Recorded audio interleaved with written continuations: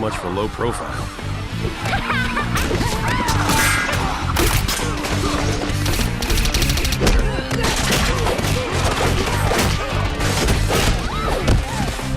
Status report. I've got you in the exercise yard, but you don't show up on the cameras.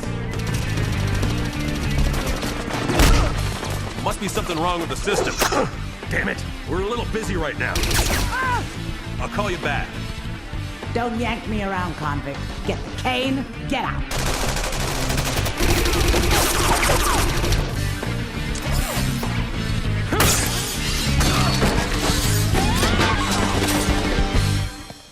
Yahtzee. Hello everybody out there in YouTube land. Today I'm taking a look at new Suicide Squad number 3. It's from 2014 and it's the third in the series, and I reviewed the first 2. So the writer is Sean Ryan and the pencils and inks were done by Jeremy Roberts. The colorist is Blonde and the letterer is Taylor Esposito. This issue has its standard cover and its variant cover, and I will be showing the variant cover near the end of the video. This version of the Suicide Squad is a little bit different, as this squad contains Black Manta, Deadshot, Deathstroke, Harley Quinn, and Joker's daughter. So starting off, the cover's pretty cool, and it definitely shows what the bulk of the story is going to be about. Now, in this video, I'm going to do a bit of a different format, where I basically do a quicker review than I normally do. With that being said, let's start out. On the first page, it picks right up where the last issue left off, and it's really well drawn. Deadshot's there in the rubble and he gets recovered by the Russian guys, and they call back to base to find out what is going on and if the Rocket Reds are going to come, because they recovered Deadshot but they didn't get the other members of the Suicide Squad. But they don't want to send in the Rocket Reds right now because it is supposed to be secret and they don't want other countries to find out more than they've already seen. So the officer there said really frustrating situation, and they take in Deadshot. We go to the next page. It's a really good splash page, and it is Joker's daughter and Harley Quinn. They're at each other's throats. They're trying to attack each other, and you can see Black Manta stopping them. And this story arc is called Pure Insanity, and you get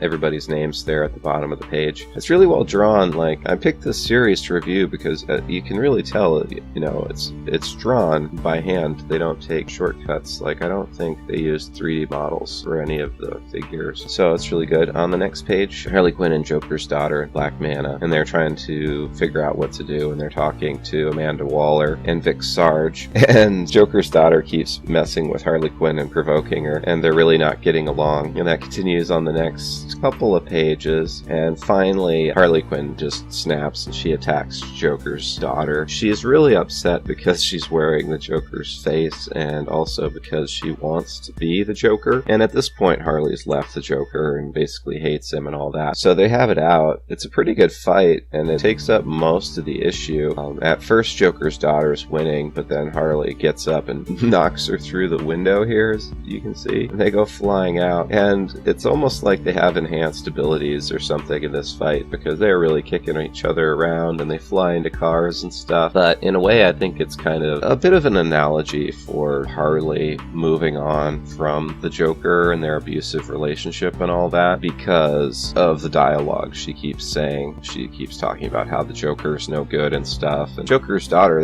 her whole character is wanting to be the Joker. So that's really interesting. And she takes it a bit too far though here. It just keeps punching her and keeps punching her, and she is knocked out, it looks like. And Black Manta runs up and he says, "Harley, we need to go before the Rocket Reds show up."